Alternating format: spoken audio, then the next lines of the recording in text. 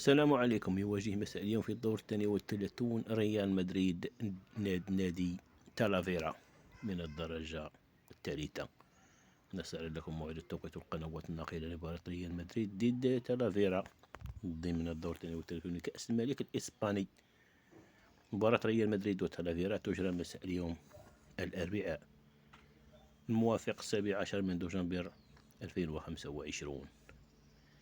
تنطلق مباراة الريال ضد تالافيرا على الساعة 9 بتوقيت المغرب، تونس، الجزائر، 10 بتوقيت مصر، و11 بالتوقيت السعودي.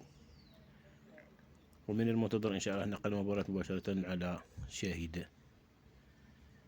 إذا بالنسبة لمعلق المباراة أحمد نفيسة سيعلق على مباراة كأس الملك الإسباني دور الثاني والثلاثون بين ريال مدريد ونادي تالافيرا.